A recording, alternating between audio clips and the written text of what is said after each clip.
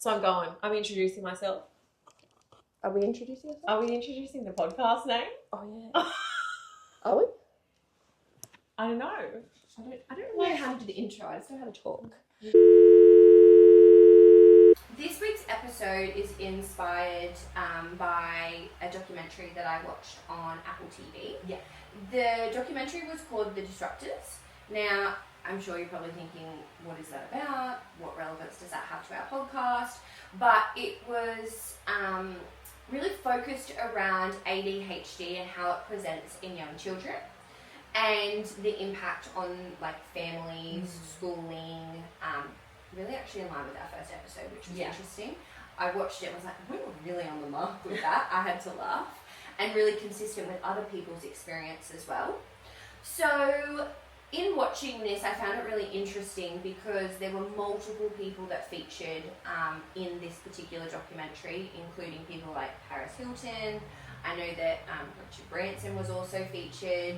And then there were a lot of like psychologists and people within that field. Yeah. So the thing that stuck out to me the most and really interested me was the reference around that there has been 35 studies, which is around, I suppose, the impact of stimulants on our brain. So it was discussed that in these 35 studies, there was evidence that suggests that people who, I'm really like putting a lot of filler words in at the moment. I can't get my words out, but what it was referring to was people who were on stimulants and also had access to like behavioural like therapy essentially, were able to create pathways within their brain. And I don't want to use the word like heal, but what they were saying was they could create new pathways and it would lessen their symptoms of ADHD. Yeah. This is particularly interesting to me because I remember there's a particular organisation, and I won't say who, and you're required to complete a medical, like a pre-employment medical, and that's one of the requirements of the role, that you pass that prior to being able to go into that field. I will find the exact words because I've screenshotted it, and I think that's what is going to have the most impact. But I'm curious to hear your view as a psychologist around the view of creating these new pathways with stimulants. Yeah. So if we think about like our brain like a bit of a freeway or a bit of a road, you know, we have some pathways that are clear, so we might call that the highway. We're driving down, we don't have to think about it, we're on autopilot. And then we can think about there's roadworks in our brain as well. So they're paths that are not yet formed, that we can create connections with other roads to lead us to different skills and abilities in our brain. So certain pathways, if let's say stimulant medication is able to activate those neurotransmitters to send signals to different pathways in our brains, then that could in theory be strengthening or creating different pathways that may not have actually existed had stimulant medications not been able to assist with developing that pathway. So it makes a lot of sense to me that if over time you've been taking stimulants, then that means, let's say you're taking it daily or at least 5 days a week maybe in school or working days, over time those pathways would naturally be getting those messages sent back and forth, strengthening them, establishing maybe new connections that didn't exist before. So over time, naturally, without the stimulants, those pathways would still exist, but may not be as activated, if stimulants weren't in the system. So like they're there, they're maybe stronger or new connections that didn't become established earlier on in life, but they still probably wouldn't be as strong as if you're taking the stimulant medication as well, if that makes sense. It does. And I think this is particularly interesting to me because I think when we think about medication more broadly, right? With ADHD medication, you don't have to have a build-up. So with the stimulants, you don't have to take it for a week before you start to see some of the benefits, right? Where there are other medications out there for mental health where you actually have to take it for a prolonged period of time before you start to see any benefits. So I think that's where it's very different. But I think naturally we all just assume and we think, okay, well, I've got to build that tolerance, I've got to let my body process it. But this is where it gets really interesting, right? Because now my brain starts to think, well, do we change our perception around taking ADHD medication? Because a lot of the time, and you could hear it within this documentary, there were families that would say, medication is the last resort. Yeah. Like, I'm going to try absolutely everything first for my child and then we'll consider medication. So wasn't really something they wanted to entertain, but if absolutely needed, they would. Yeah. This now changes my perception of it, because does it need to be positioned as when you take stimulant medication in conjunction with like The therapy, strategies, yeah. developing strategies, having that support from someone like yourself as a psychologist, that they actually work hand in hand together? Because could it be the results of someone who only sees a psychologist, for example, Yeah. versus someone who takes the stimulants, does the work, and sees the psychologist? I would be very interested to see the stats on, and obviously everyone's different, right? So I don't think there's ever a definitive answer for Yeah, this, of course. because my ADHD versus your ADHD, very, very different.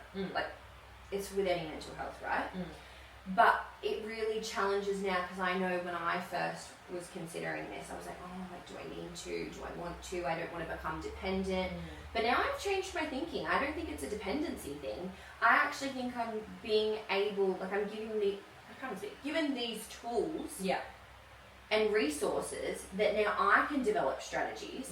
And who's not to say maybe in like 2 years' time, when it's right for me, that maybe I won't take stimulant medication anymore, because I've built a toolkit up that I can function better, that I'm not reliant, or I don't need the medication. Now, I don't think I'm ever going to 100% be free or not have ADHD, but I think maybe there is the possibility that I would be better off than if I didn't take medication. And two things come to mind. I want to cover both of them, but I'm going to present them first, get the keywords out there. So one is around like self-esteem and child development, and then the other one is more around like, the combination of different strategies and whatnot.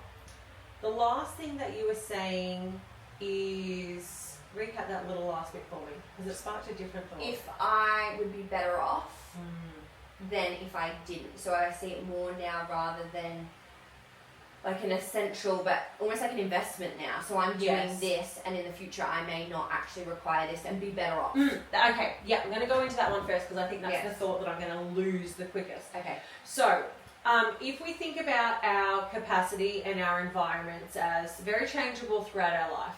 So for both of us, we had extended periods of our life where we didn't take medication, right?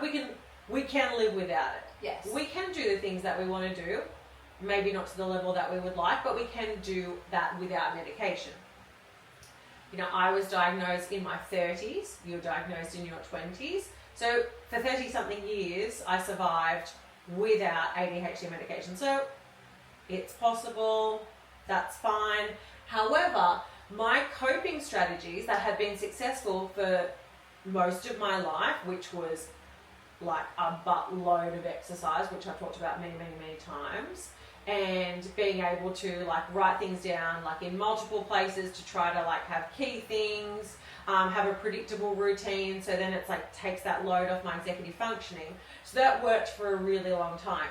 However, when I started working full-time as a psychologist, those strategies didn't cut the mustard anymore. And the load, my cognitive load, increased to a point where I knew if I was to do my job as I wanted to do it and be present with my clients in the moment, particularly in the afternoons, where I would see like all of my holding it together, all of my masking to keep that concentration going, because it's a lot of concentrating on what someone's saying, holding that information, being able to feed it back, being able to also, construct hypotheses and stuff like that. So it got to a point where in the afternoon I would notice that I wasn't as present, and I didn't like that. So for me, it's not necessarily that I think like, I'll be able to get to a point where I won't need it. I'm like, okay, while I'm doing this, while this is my job, while this is my passion, it is in my best interest, and I feel better about myself and my abilities as a psychologist to take the medication, because the environment in which I'm in outweighs my coping mechanisms, my natural coping strategies. So it's really dependent. Like, there could be times in your life where you could have 10 years without medication, because situationally, educationally, work-wise, you don't actually need that to support you. But there'll also be situations in which it might be beneficial. And, for me right now, this is definitely beneficial. And I've never experienced that in my life where I've been like, okay, like, everything I'm doing, it doesn't feel like enough. And that's not to say, and I think I would feel differently had I taken medication earlier. I think that there would be lots of my, development and parts of my life that would have been easier had I had access to stimulant medication, but I wasn't aware. And it really wasn't until, like I said, the environment outweighed my capacity to cope, where I was like, okay, I want to explore this. Like, one, I want to know how my brain works, but also if there's something else I could be doing to support me and how exhausted I'm becoming, like particularly afternoons, then I'm happy to explore it. So that's like the one thing that comes to mind. The second thing is, like, when you were talking about the combination of strategies, so like the medication approach, different types of behavioural or, structural supports that might be in place. The combination is, I think it's always really good. And if someone's interested in exploring stimulant medication, I was like, definitely. Because what we know is there's a big self-esteem impact in children that are generally unmedicated, and when they're struggling in the classroom and to regulate, they're moving or they're talking or they're doing what they need to do to regulate. However, it can be destructive to their classmates. So then they get, instead of, the correct label, which means like, okay, I'm an ADHD or I need this to move, they might think I'm stupid or I'm lazy or like I'm not smart. There's lots of different things that could come to mind. So from a self-esteem perspective, I think that medication can be a really powerful tool to take what's already a huge cognitive load and just lighten it a little bit, because realistically all it's doing is giving people a level playing field. It's not giving them an advantage in the classroom. It's not like, cheating the system or, you've got one up on me because you take medication. Extra. Yeah. Exactly. Like, you are just getting the supports that you need in order to be able to be at the level that the educational system requires of you. Well, it's really just to access your capacity. Yes. It's really just to tap in and for you to reach your full potential. I almost see it as, well, for me, I really felt that there were some doors that were locked and you needed a key to get through those doors. Yes. And it wasn't until I accessed medication that those doors were actually unlocked for me, and that I could really start to realise my full potential. The Vyvanse was the key. It was. But I think it's a double-edged sword, because I do really notice now, I think you live in this world of where it's kind of like, oh, this is just life, this is who I am, like, okay, talk negative and say, maybe I'm dumb, like, etc. But for me, at the end of the day, when the medication really starts to wear off, and it's like, you've had this great day, it's a dream, you can process things, you can do things, and it's great, and then, do you know what? Actually, this is how I explain it. This is my favourite analogy. I'm Princess Fiona. In the day, I'm well put together. I'm prim, I'm proper. I look like a princess. Like I'm good. The sun starts to come down, and we all know what happens when the sun comes down. She has to run inside, and she has to hide. I don't want to say I become an ogre, but I'm saying that two very, very different people that maybe wouldn't be recognisable. And that's how I feel about myself. I'm sorry, but the fact that you're wearing green in your shirt right now, that analogy just hit hard. And you're beautiful. You always look like a princess. It's not like I know what you're saying. It's not like the looks, but it really is like my ability to function, really. Yeah. And I, like, when my youngest was diagnosed, I went on to, some support groups on Facebook, and I was part of the community. I wanted to hear from like other ADHD adults and teenagers and stuff. Children should not be on there. But what was coming up so many times is there was lots of parents, and obviously each family has to do what works for them. Yes. 100%. But there was, a big theme around adults, being diagnosed as adults and going, my schooling experience could have been so different. Like my life could have been so different. My choices could have been so different. And like I understand that my parents wanted to, protect me and not give me a medication if I didn't need it and help me build up my own strategies. But they're like, I am so upset that it's taken me this long to realize what I can do. Yeah. And like it's taken me, 20 something years to realize my potential. So like being able to unlock that at whatever stage is like such a joy and an honor. And like, Brandy knows that on the weekend I was hyperfixating. I'm like, I've got to do this like little art project, and I'm sending them updates. And she's like, perfect it to a T. Had to perfect it to a T. So it can be just another level of like, oh my goodness, I can unlock something that I never thought was possible. But it has to be right. And if you decide that that's something that you want to do, it is worth exploring. And if it can create pathways that are going to benefit you long term, where maybe you're at a point where you don't need to or want to take medication anymore, great, power to you. Definitely. I think for me it really highlights the importance of both. So you can't just, in my opinion, you can't just take stimulant medication and think it's going to solve the world, because it's not. You got to do the work. And we all have good days, we all have bad days, right? Mm-hmm. That's just the way it is. But for me, and I have noticed it recently and even earlier, I was explaining to you, I think sometimes the harsh transition between being medicated to the medication wearing off can also be quite challenging, because it's like, an analogy, you see the person that you could be or who you are during the day, and then you almost get pushed back into the reality of, no, this is who you are. So you have like a glimpse, right? Yeah. And then eventually at the end of the day when it wears off, it happens. I'm almost envious of those people that say they just crash and burn and they're tired and like they've had enough and they go to bed. I still have the energy. I can still go. Yeah. But it's like, I'm here, and I'm here. And then it's like, it's just so disorganized. Yeah. And it's a real whirlwind. Like I look at podcast videos of us where we're both medicated. We can sit here peacefully. We can be really calm. We can have like a really nice thought process. I see where we're going. We stay on track. Like there's a real calmness and I don't know the other word, but peaceful even. Yeah. Right?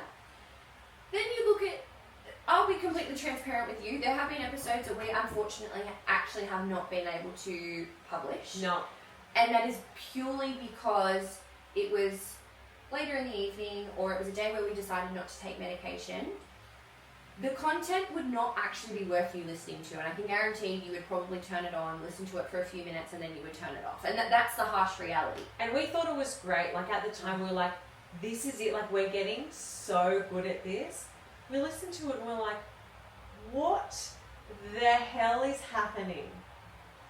We couldn't even watch it. So it was hard. It was very hard. It was a hard reality to face, and that's okay. Because it gave us a different perception of ourselves where we thought in the moment, oh my gosh, we're just vibing, like everything's just rolling how it should.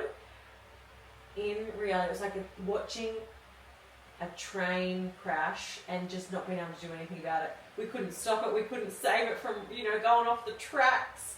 It was just a lot. It was like there was a fire, but then it was raining. But then also there was it was just the most ridiculous thing you would ever see. And none of it made any sense. None of it had any thought to it. We were like one topic to the next one, but then I think at the same time we were having two different conversations. Yeah.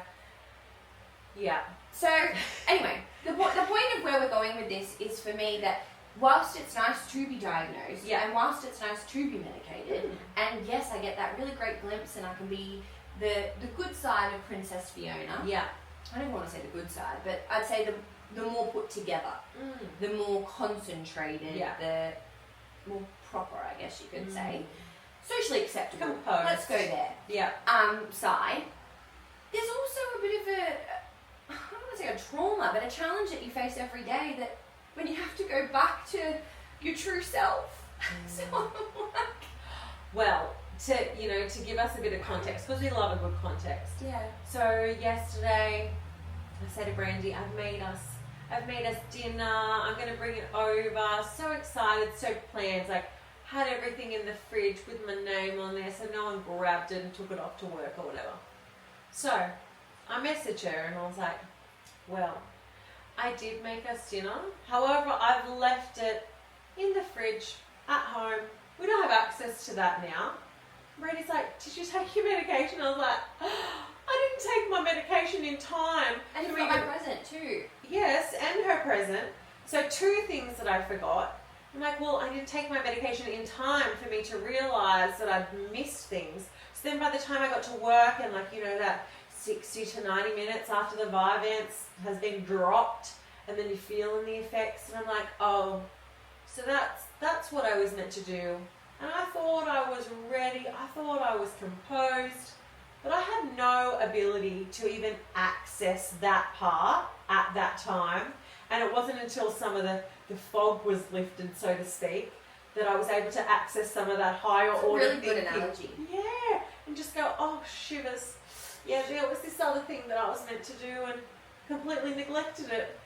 So I feel like we've There's that. unintentionally gone into part 2 of our last or previous episode of medication, but where I wanted to go with this, because this is where all of this was really sparked. Mm-hmm. So as I mentioned to you, there is an organisation, which I'm not going to name. Yes. Oh, that- we've really got far off that topic too. I know, but it can't make sense. That I'm not going to name. There is a pre-employment medical that you have to complete. Yeah. Now, one of these questions on the pre-employment medical form is, it's like a FAQ, right? And it says, I had ADHD at school. Can I apply? So am I interested? Okay, tell me more. You ready for the response? I'm ready. If you have a history of ADD/ADHD, you need to have fully recovered and functioning normally without restriction or special accommodations for a minimum of 12 months after completion of all treatment, in brackets, including medication, counselling, etc. Oh, great. So you can't be accessing any psychological support at all for a year, because that would be unhealthy. And that would You're not assume allowed that to- you're disordered. You're not allowed to access anything. The word that stuck out for me there, and it was like a dagger to my heart, was the word normal. Because what they're actually saying is you need to function neurotypically.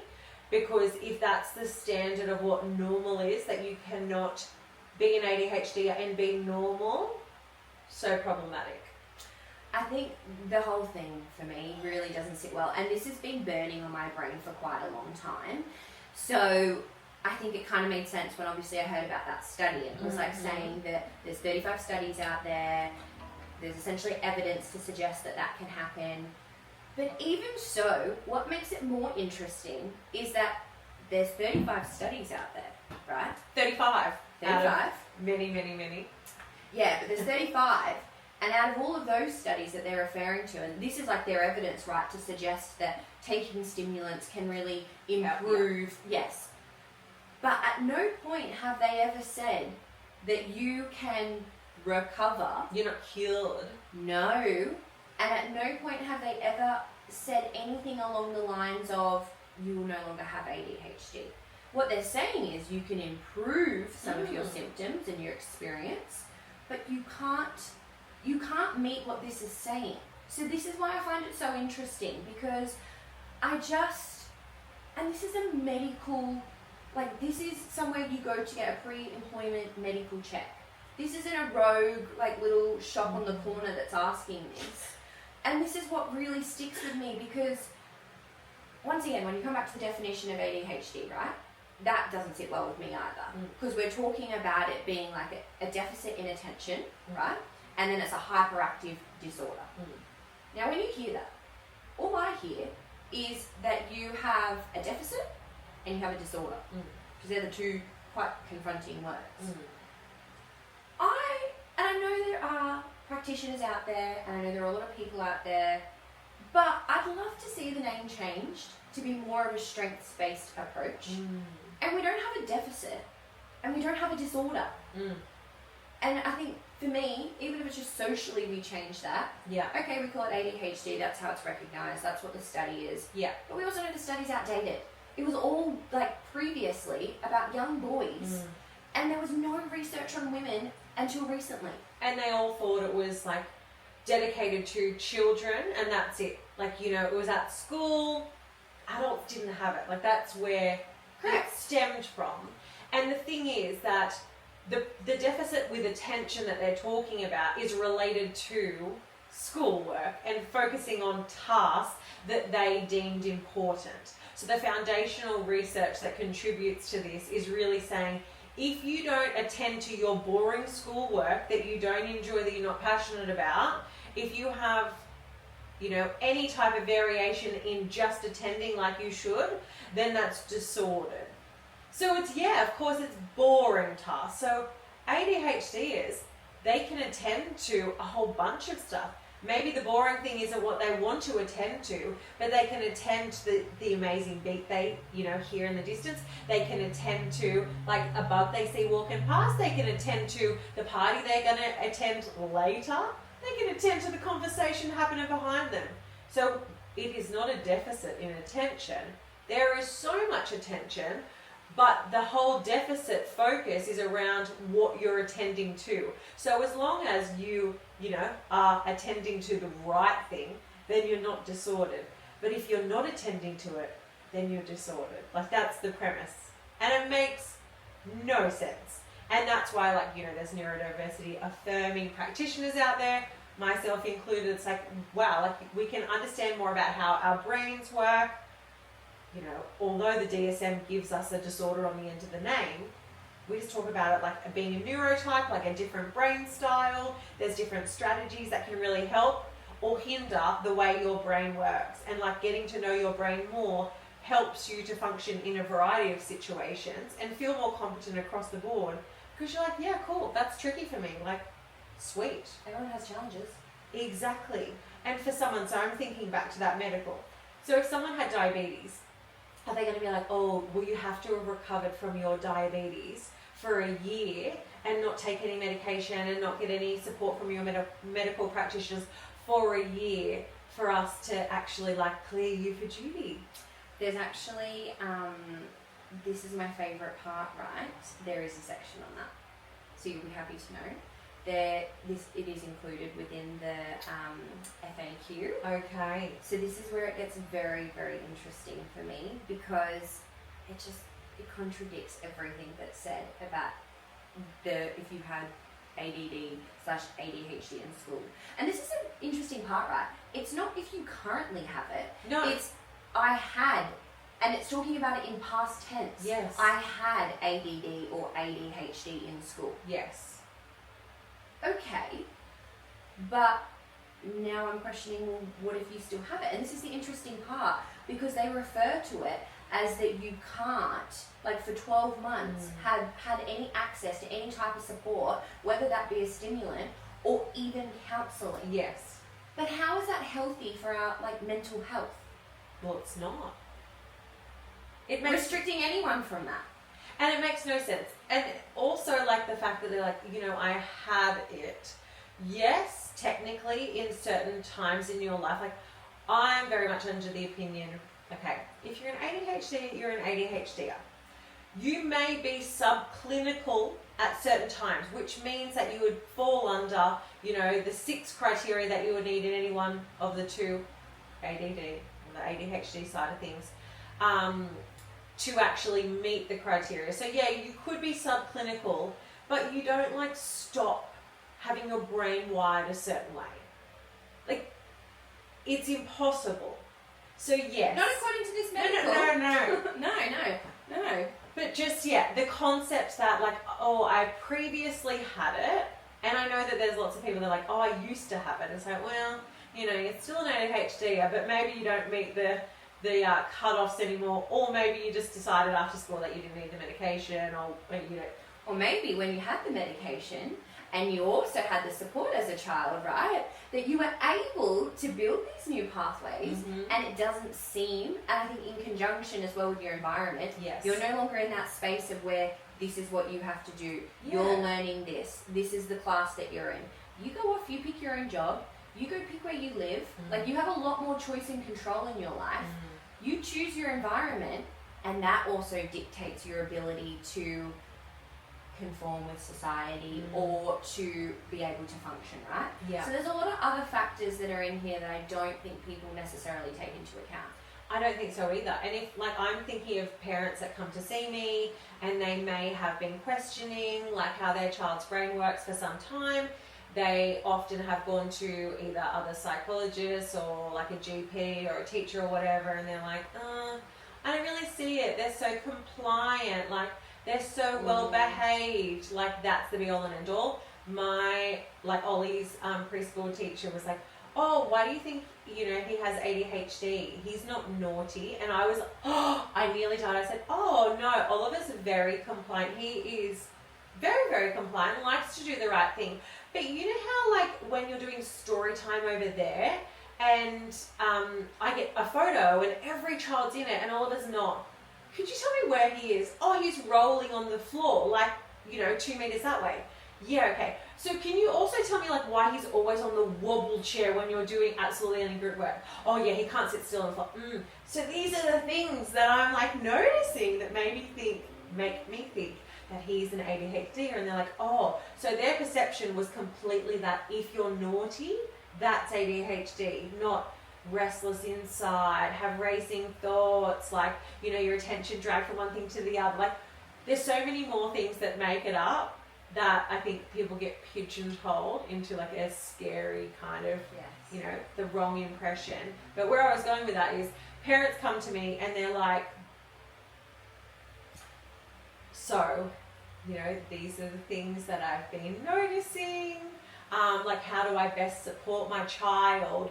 But I'm worried that my child actually won't be diagnosed now and recognized because I've done so many things to make them seem more neurotypical than they actually are. So there's a lot of parents that have a big fear of, I've put so many scaffolds in place, I've done so many like teaching or social stories or whatever it may be to aid them to act more like their peers, that the parents then get to a point they're like, I think that I actually may have done my child a disservice because I've got them to a point where they think that masking is what they should be doing and not necessarily what they do naturally. And most of the time, like, you can completely see like, oh yeah, they still meet the criteria. Like, you just have to make the child comfortable, don't you? Exactly. Let them come out of their shell. Exactly. So I think that, you know, it's beautiful that we can put things early on in place, and sometimes parents worry about doing it, but everyone follow your intuition. Like, we do what we know is best at the time until we have more information. So there's definitely nothing wrong with that. And sometimes those strategies can support us throughout life and throughout a really long period of not being medicated, and maybe discovering that later on in life and be like, oh, so when my mum reminded me like 50 times in the morning to do X, Y, and Z, maybe that's because I had difficulty concentrating on that really boring task. I have to laugh because often when I do things, I do hear my mum's voice in my head, and it's like, make sure you do this, or whatever it is, and I laugh. And that is a strategy. It is a strategy, and it is a support. And we shouldn't be denying children and adult supports that they need. And, you know, particularly problematic in these job frequently asked questions of certain roles, that denies people the ability to have the supports that they deserve to have that level playing field. But it just dismisses it, right? Yes. It literally just plays it off as that this is just something that you had in school. You can recover. And I think for me, it's like, it's also telling people the fact that if they want to get into this field, and this is their passion, and that's what they want to do with their life, well, guess what? You have to go away. No more medication for you. You need to be recovered. So don't go see your counsellor, don't go see your psychiatrist. Mm-hmm. Cold turkey, no more. Like, you can't have access Yeah. to this anymore. For me, and knowing the impacts that medication has had on me, and like I said, I'm not saying that I'll take it for forever, but the thought of being told that my dream and my passion, and let's be honest, we hyperfixate on something, Yeah. and when we want it, we'll do it. But what type of impact does that actually have for our mental health and our community when there is information like that out there with absolutely no evidence? Like, if there is, I'd love to see it and I'd love to hear more about it, that you can fully recover and be in a space of where you don't have ADHD, that no symptoms of ADHD will ever present in your life again. That's it, you've grown out of it, it's no longer a concern. Exactly. And so harmful for a year. Let's say there's people out there that would want to go after it, hyperfixated, this is their dream, and they're willing to, maybe even feel like they're suffering for a year, that maybe they've had a psychologist for, a few years, it's going really well, they're healing from past trauma, maybe they've been taking stimulant medication, they've found that their work's easier, that they're able to maybe sleep better at night, who knows? And then for them to go, okay, for a year, I'm just going to power through this to get there, is a year of suffering. And obviously, for some people, they would say the answer is yes. A year of suffering and not being able to live the life the way I want to is enough because that's my dream. But then at the end of the day, at what cost does it come at in the long term? Because once you enter that workforce, is it, I'm assuming it just doesn't stop there that, oh yeah, now You're one forced year. to mask again, you fall back into that trap. Exactly. So that leads to burnout. And I think that's another episode in itself. Yes. But I would love to hear from our viewers. Has there been, moments in your life where you've maybe adapted what you have found is working in order to conform or to be able to get a job?